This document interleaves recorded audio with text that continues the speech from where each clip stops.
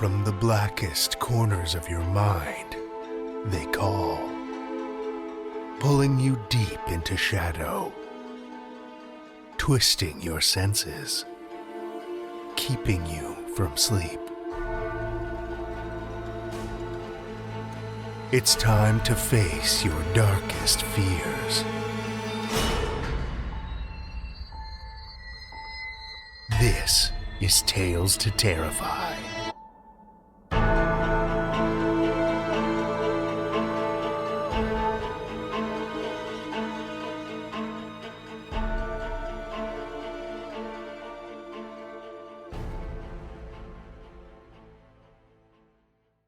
Good evening, children of the night, and welcome.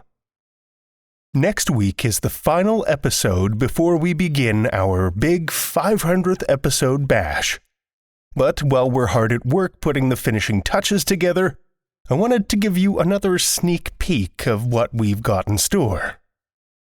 If you've been with the podcast for some time, you know we've had our share of ups and downs over the years. And the podcast has evolved tremendously since it started back in 2012.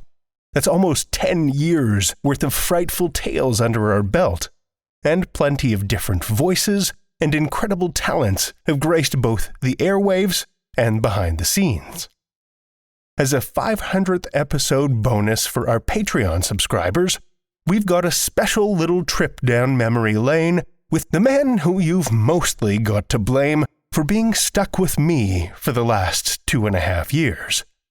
Stephen Kilpatrick and I had a chance to get together for a chat to discuss the history of the podcast and bring you a peek behind the curtain to see where the podcast has been, and maybe even a little of where it's going.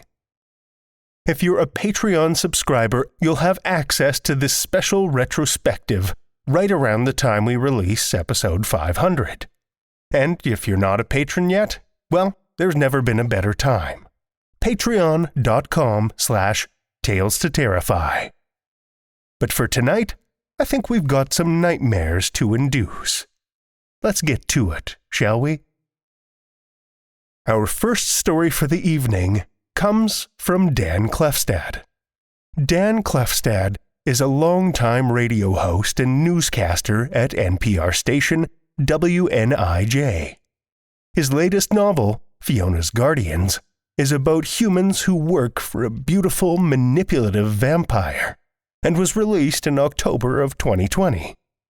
His latest short story, Who Killed Publishing, has almost nothing to do with vampires. You'll find it in the summer 2020 edition of Literary Heist. He writes in DeKalb, Illinois, and Williams Bay, Wisconsin. He is Burton Mayer's book's first U.S. author. Children of the Night, join me for Dan Klefstad's Stay Dead, a Tales to Terrify original.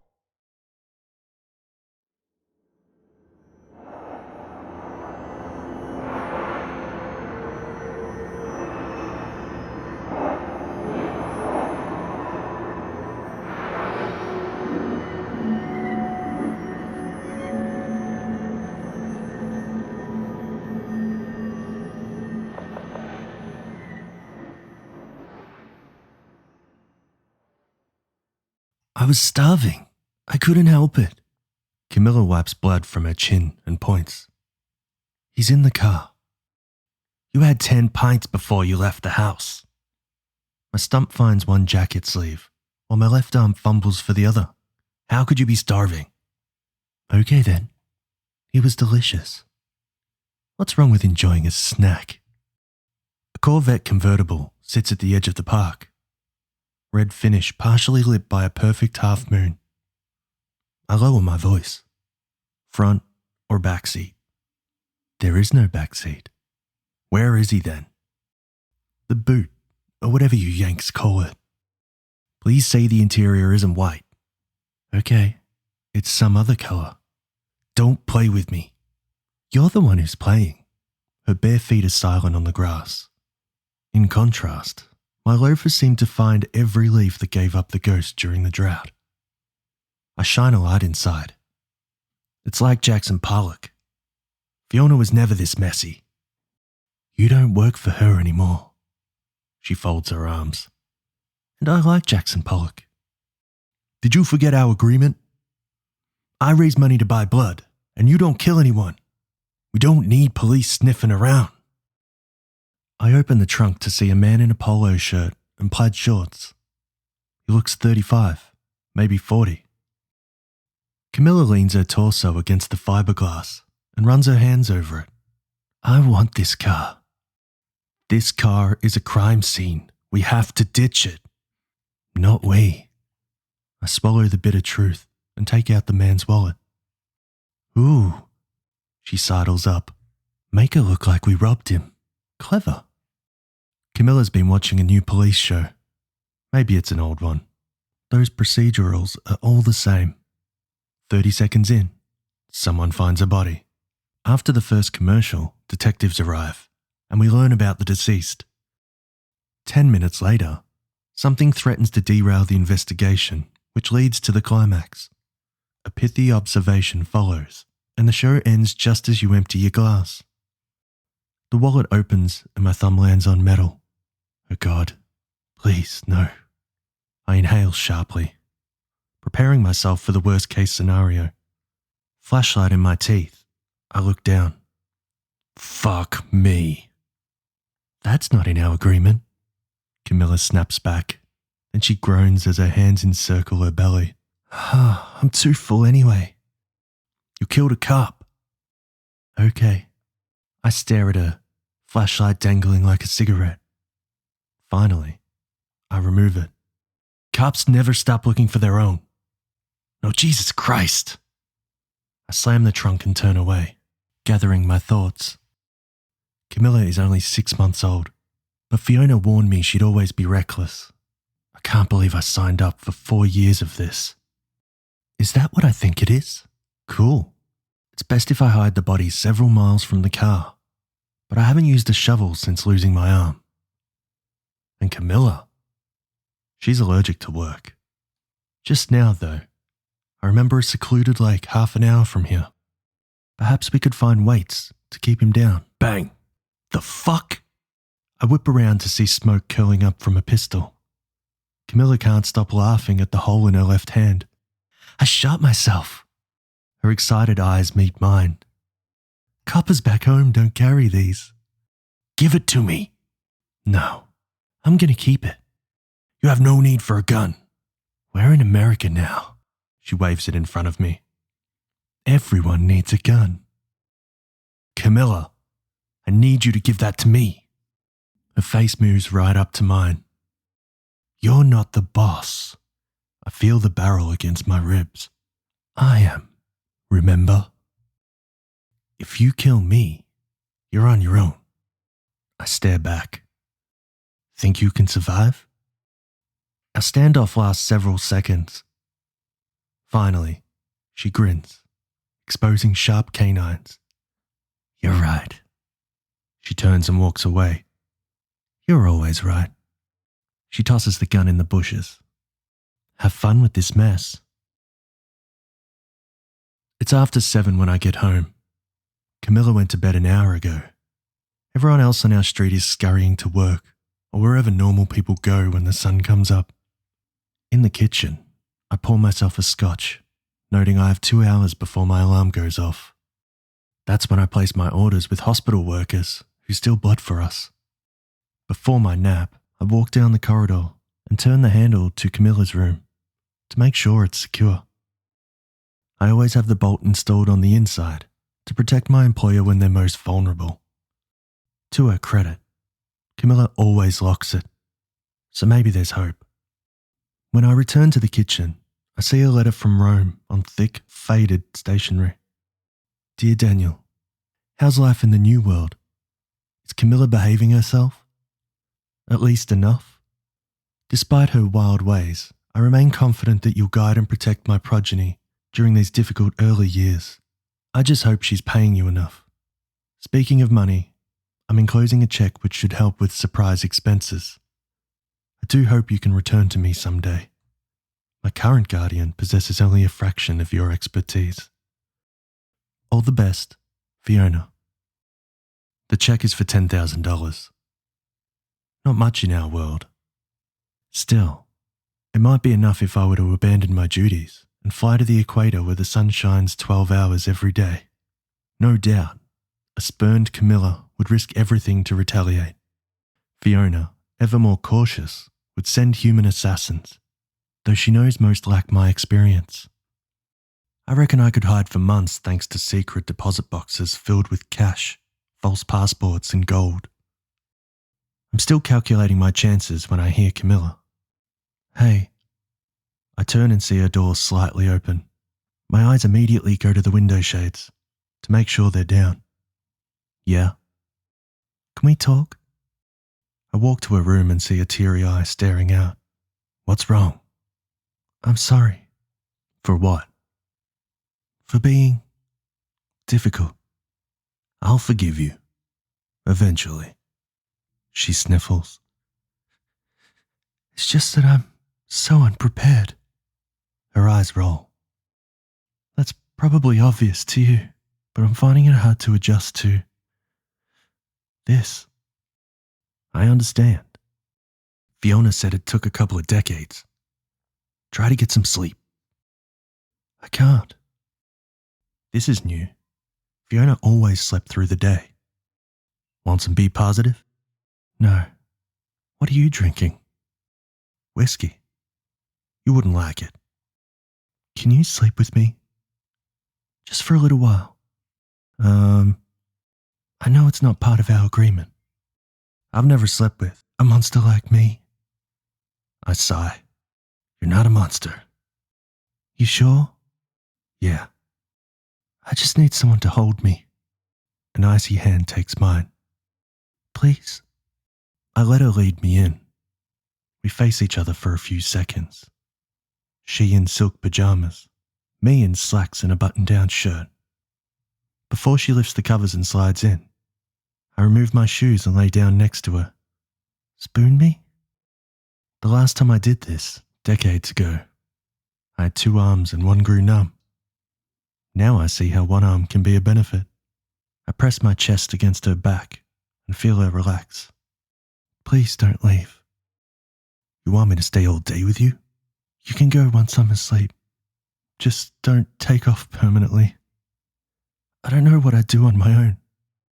Both her hands press mine against her chest. God, I hate being so dependent. Everyone depends on someone. Oh yeah? Who do you depend on? Touché. She turns her body, eyes searching mine. I'm here for you. I just need to know what you need. The next evening, I'm reading the news, swiping at my tablet when something catches my eye. A story about a body, drained of blood, in an alley. Enraged, I push open her door and hold up the tablet. You did it again! She's in her closet, topless, sifting through dresses. Hello? That door still means something. What do you want? I step in. Someone sucked dry a body last night. It's all over the news. We're exposed. I didn't do that. Then who did? She's smiling when she faces me. Congratulations. She kisses my cheek. We're parents. What? It's a miracle. Still smiling, both of her hands take mine. Remember that copper in the sports car? The one you killed and I dumped in the lake? I'm calling him Austin. Hope you like the name. He's alive and living nearby. My breathing becomes shallow as I extract my hand and grab her upper right arm. Are you saying you sired that cop? We sired him. We had sex and I drank his blood. His name was Officer Jared Brown, and we had sex after you killed him. I don't remember the order. I don't know how this works, but aren't you happy? We have a son. She tries to move, looks at my hand gripping her arm, and locks eyes with me. Let go. Walk me through it. You were alone with him in the car and you drained him. When did you give him your blood? I can't remember. Her breasts sway as she yanks herself free. Really, I thought you'd be happy. At least for me. I didn't think I could sire someone. Camilla, listen. You brought a being into this world that we can't protect. We brought him into this world. And once the police catch him, they'll start looking for others. But you can teach him to survive. Like you're teaching me. I can't protect you and him. It'll be easy once you get to know him. Know him? Stop acting like I'm his father. Blood pools in her eyes and her body shakes. She points toward the door. Get out. I point at her before I leave. We will talk about this tonight. Get out of this house. Finally, something I agree with. Fiona's check is still in the kitchen. I pocket that and grab my tablet. My go bag is under my bed. I open that and feel for the pistol at the bottom, a trophy from a battle that seems ages ago. I pull that out, release the magazine, and dump it on the table. Regular bullets. Reaching back inside the bag, I find the other mag containing wood-tipped rounds. One through the heart is all that's needed. My lone hand places the empty pistol over the magazine. With one push, I secure it in the grip. Moments later, I'm driving to the neighbourhood where the latest body was found. I'm testing that TV trope that says a criminal always returns to the scene of the crime. The alley is easy to spot with yellow police tape littering the ground. I get out, stuff the gun behind my belt, and begin walking, occasionally looking through a thermal imager. It takes 5 minutes to find him.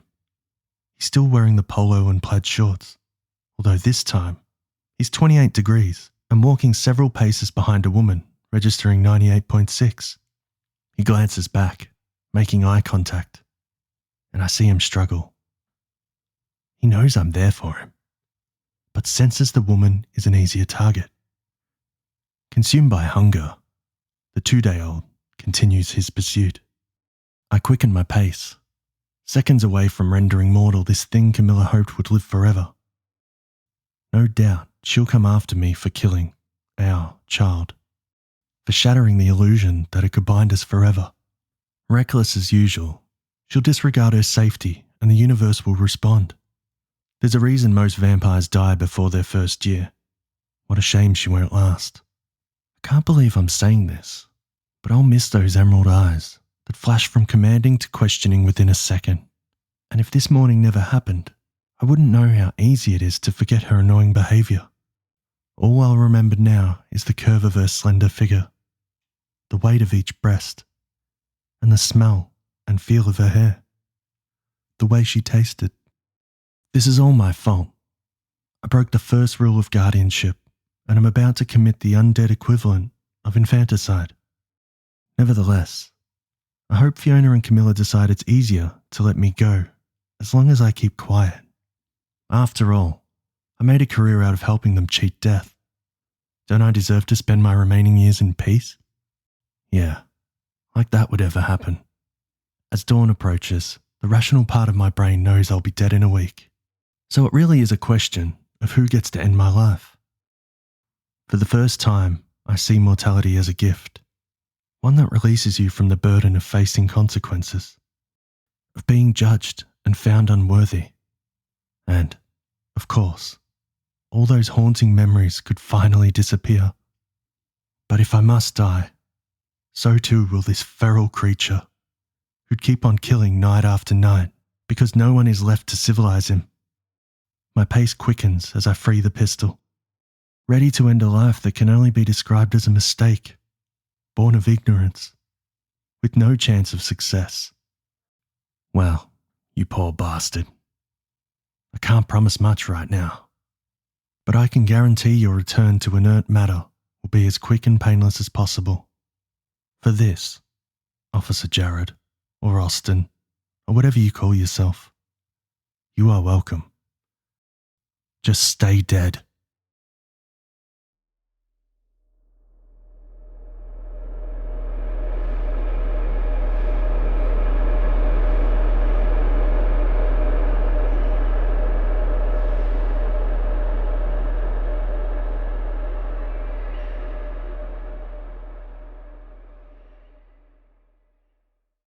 That was Dan Klefstad's Stay Dead, as read by James Barnett.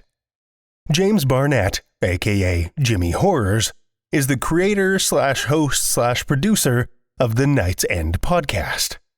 When he's not banging his head against the monitor while editing audio, he scribbles horror stories.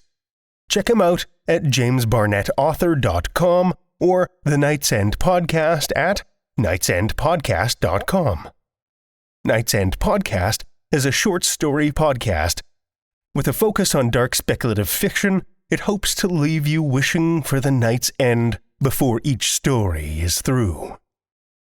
Thank you, James. Our second tale tonight comes from Teal Greyhavens. Teal Greyhavens is a screenwriter who grew up barefoot running around the woods of Eugene, Oregon. He now lives in Los Angeles, where he writes feature films, including, yes, some horror movies. If you like, you can check out more of his work by looking up Ink Run Films online. The story we're about to hear is an extra special one, an early birthday present dedicated to Teal's wife, Ruth. Happy birthday, Ruth. Now, children of the night, listen with me to Teal Greyhavens' Remain Seated, a Tales to Terrify original.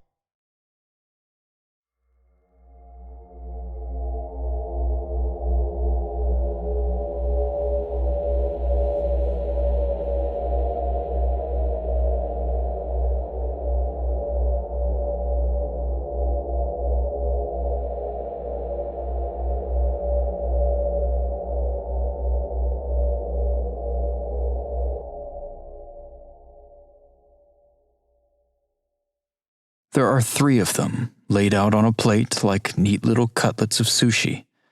Only these are stale graham crackers jammed with chunks of cold, flaky chocolate, as months-old marshmallow slowly seeps out onto the ceramic. The guard shakes his head as he hands you the plate. S'mores? You gotta be kidding me. This is what you asked for. And some part of you has to give them credit for at least trying, for not throwing the request back in your face. Still, the guard chuckles derisively as he slides the enormous metal door closed again. You don't even look up. Instead, you close your eyes as you bite into the dry cracker, searching for that rush of feeling, waiting for the sensory connection to move from your tongue to whatever dim portion of the brain houses half-remembered nostalgia. And it works. You find yourself falling, slipping backward, to the first, was it the only, time you ever pulled a s'more, a real s'more, from a roaring fire. The memory seems as if it belongs to another life, not because of the number of years in between, or because of the grimy cell you're now in, but because it was part of your life. Before the void. It was July or August, on the shores of that lake in Oregon where the sand shimmered green in the afternoon. There was a girl, as there always is in adolescent summer camp memories. A marshmallow dripped free of its stick and smeared a white mark on her jeans. She looked up and laughed. Her cheeks glowed in the flickering light. When the stars came out, she pulled you by the hand out onto the lake, to the end of the dock. You collapsed together, and her hair tickled your lip as you lay back, heads tilting up at the sky. The water all around was flat as a mill pond and murky black. The Milky Way arced from the line of trees all the way across the lake to the far shore.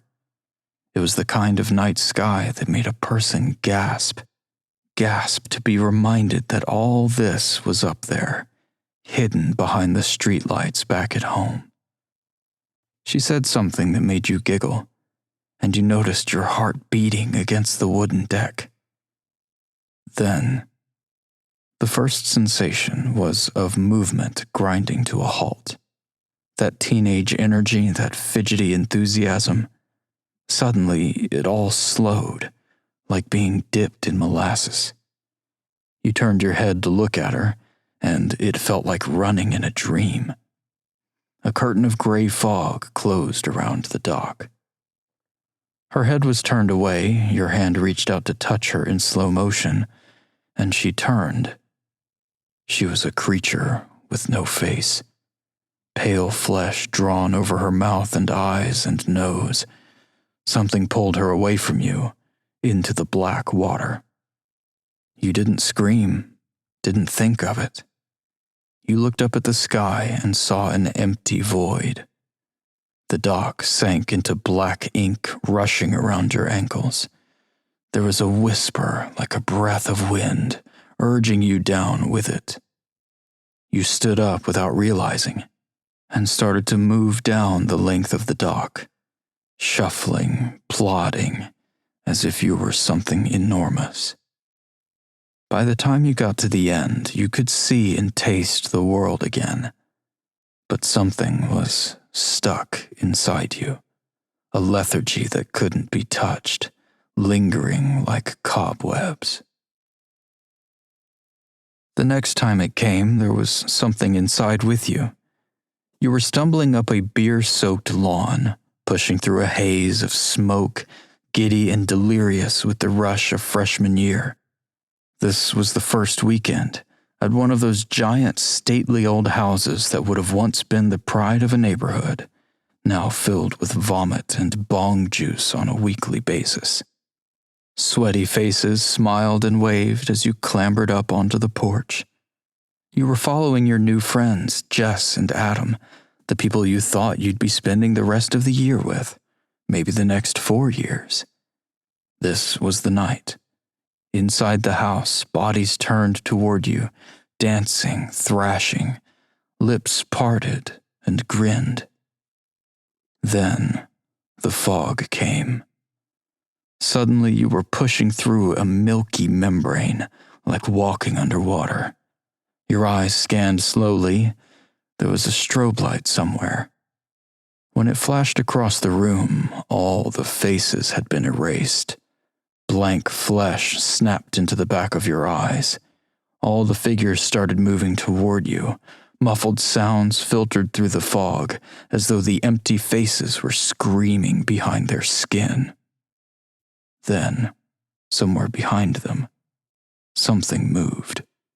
A form, indefinable, like your own shadow. You felt a weight pressing you down, the uncontrollable urge to sit down. It would be so easy to just sit. That's when you realized you were being told to. There was an echoey voice coming from the shadow. You can stay. What is this? You murmured. Your own voice sounded thrown, detached. The thing replied. The void. As you watched yourself sit down on the gray floor, the featureless beings seemed to fade. The circle receded, drawn into the darkness. Why am I here? You can stay, it repeated. The more you stay, the easier it gets. You try to follow the voice, a vague form like a breath moving through the fog. I am always here. Then your knees were unbending as you watched. You pushed against the membrane, lifting your feet as though spider webs held them down. Without realizing it, you were outside. The wind seemed to brush the layer of dust away from your face. The shadow was pulling at your shoulder. Then you were out, standing on the beer-soaked lawn. There was something instinctive, something primal about the way you fought against the void in the beginning. It wasn't an act of will, more like an animal fighting against a snare. When the fog came, it brought an overwhelming desire to stay, to sit down, to do nothing, to become nothing. A metallic clanging sound turns your head. The guy with the weird ear slides the gate open, steel grinding on steel. Let's go. You stand up and step out of your cell. 2 more guards flank you as you start to make your way down the hall, boots echoing on the concrete floor. This corridor never felt so short. The guard's hand on your shoulder feels like it's pushing, making you go faster. Stop pushing. You never finished those 4 years of college. Jess and Adam didn't speak to you much after that night. You never knew what you did, how it looked on the outside when you fell into the void. But afterward, you sensed empty space around you. People kept their distance. Sometimes you would find yourself talking to someone who had been there when it happened, and you would swear you could still hear that muffled screaming behind their voice. Your mom prepared your old room for you, said you could stay in it until it went away, until you got better. You tried to go outside, deep roots wrapped around your legs. Again, you fought and broke free. You got a job at a supermarket. A customer's face turned to ash.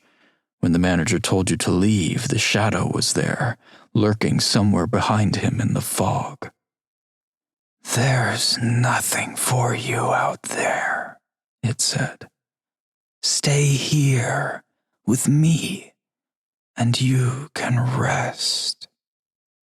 You turned and pressed your body forward, pushing past the manager, knocking him to the ground, fighting toward the automatic sliding doors. It came once while you were swimming in a pool, and you nearly drowned.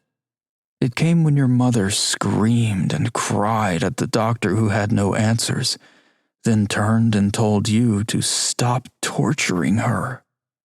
The words wrapped in her own flesh as her mouth covered itself over, and your hearing shrank to a whine. That was the first time it came as a relief. Still, you fought it. You always fought your way out. You imagined that if you hadn't fought the first time, it would have been much easier to just give in. Now it was habit, part of the cycle.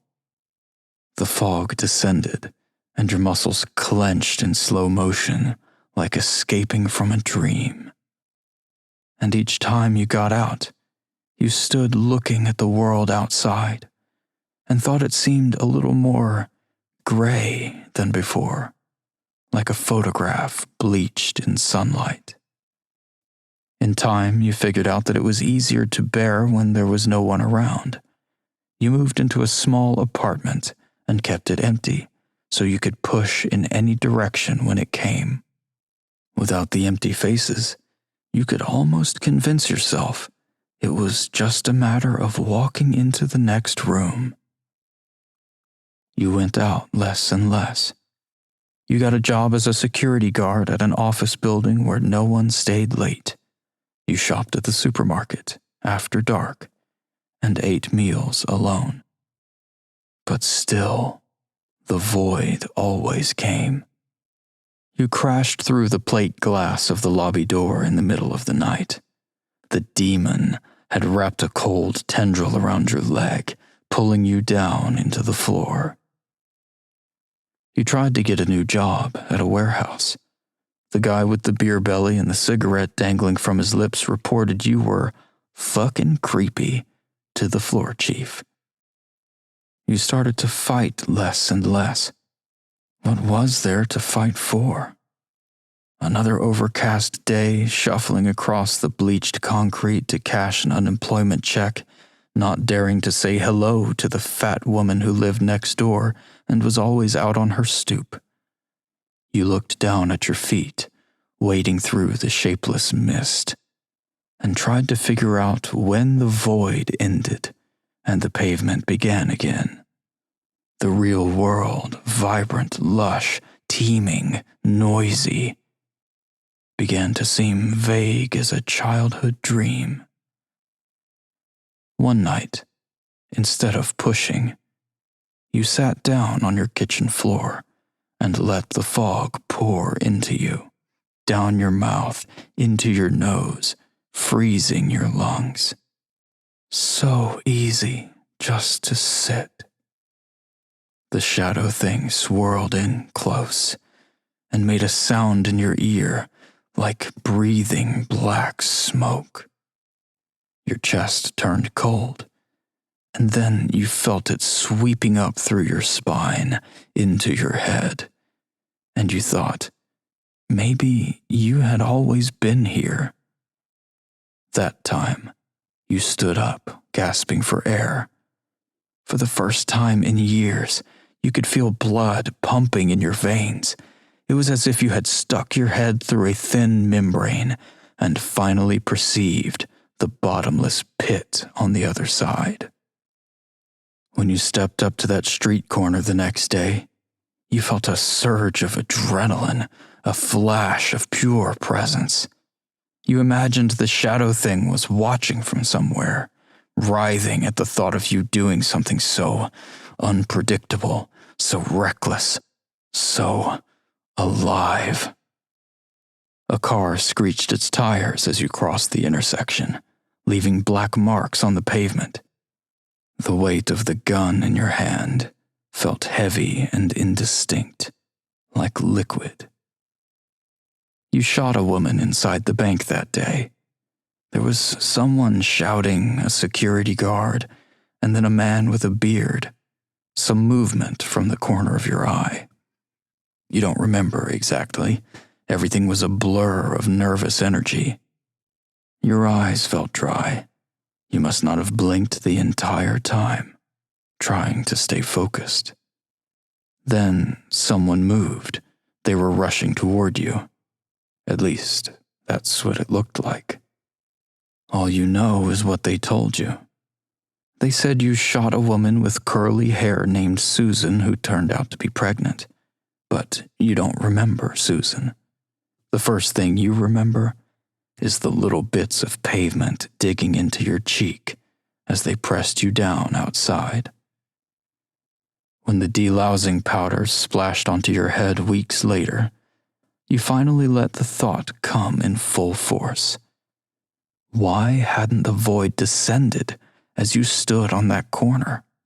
Why hadn't your legs turned to tree trunks and stopped you from striding across that intersection? Had the shadow been watching you, not panicking, but rather grinning in anticipation? They gave you your own cell. That's what they do when you're sentenced to die. But years came and years went, and every night you returned to your cell, instead of walking down that long hallway that no one comes back from. And slowly the gallows began to seem like just a faint idea, a thing at the bottom of a list that you might get around to someday, but not today. So you embraced your new routine. Up, count, food, yard, count, bed. You began to speak with the guys next door and across the hall without ever really seeing them.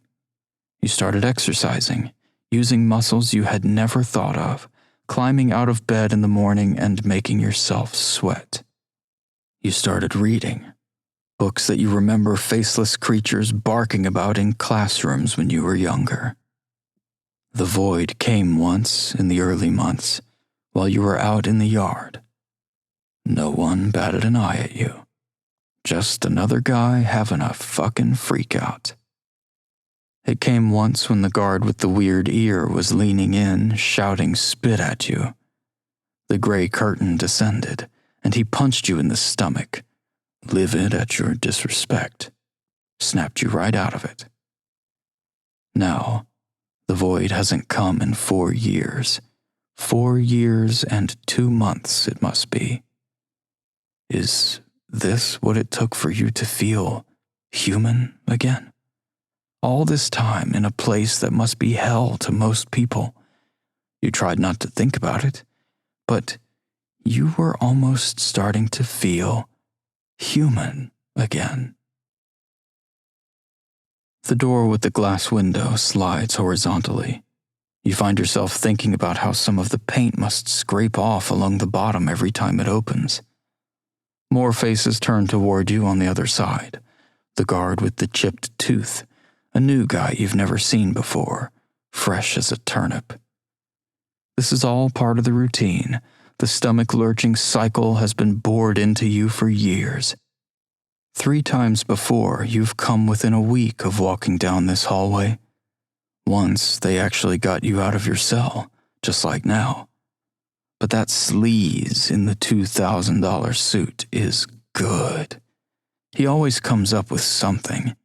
You'll be back in bed within an hour. Maybe you'll even have time to finish the chapter you were reading before bed.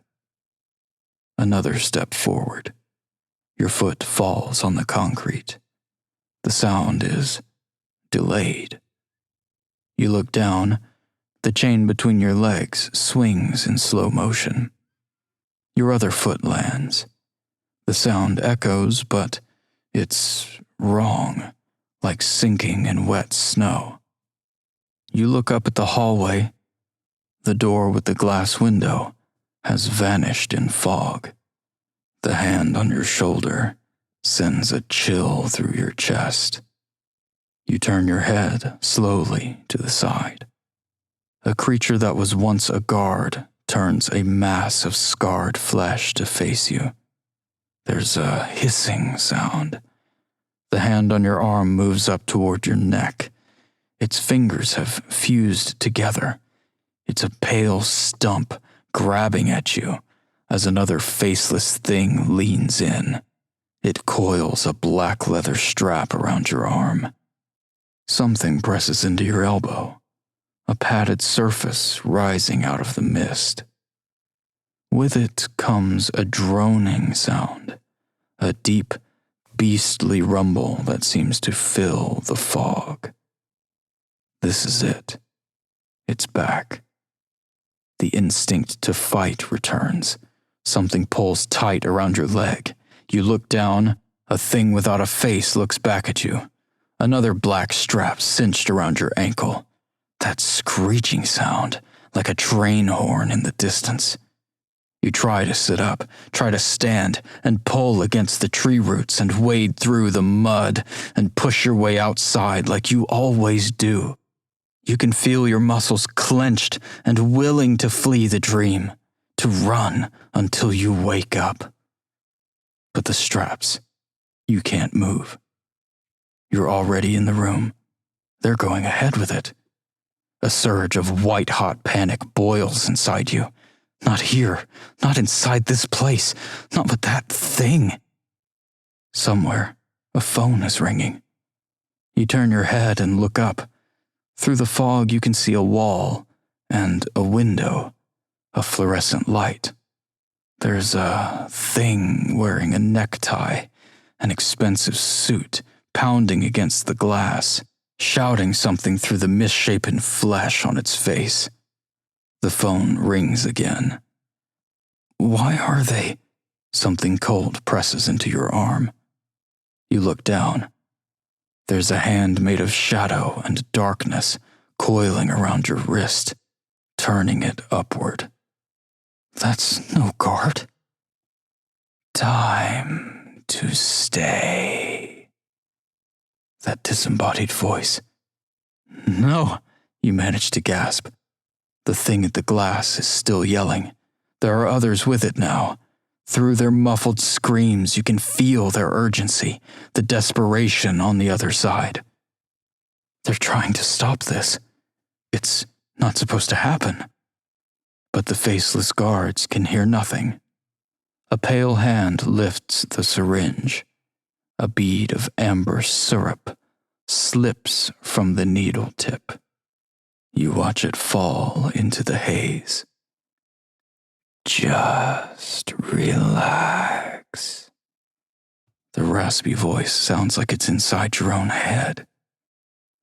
They'll be gone soon, and then it will just be us. The shadow is curled around the faceless guard's shoulder, a tendril of smoke wrapped around his arm, the one holding the syringe. The thing is making them do it.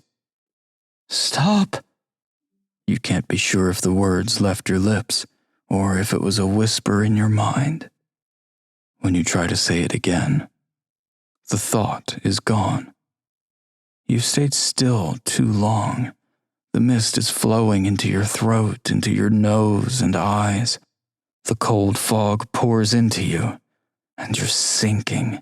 The pit of your stomach drops to the floor, and the floor pulls away.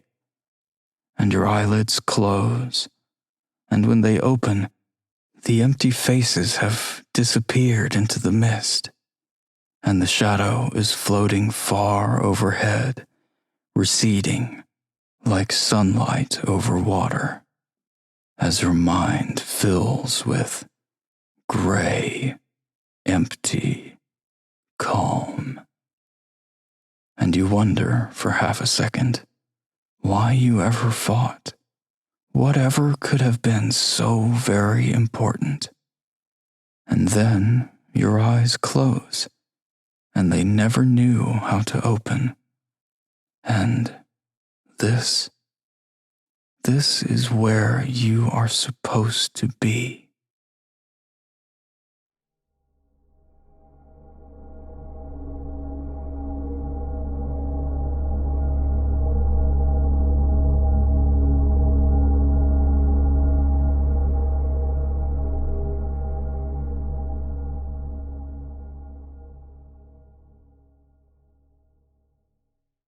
That was Teal Greyhavens, Remain Seated, as read by Andrew Gibson. Andrew was found on the side of the road by an elderly woman who nursed him back to health with cookies that totally weren't laced with hallucinogens. As such, she's totally fine and totally doesn't derive sick pleasure from being creepy and weird. He also reads audiobooks and stuff.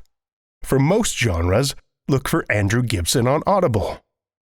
If you want him to whisper sweet nothings into your ear, or if you have an oral fixation, search for Blake Lockhart instead. Thank you, Andrew.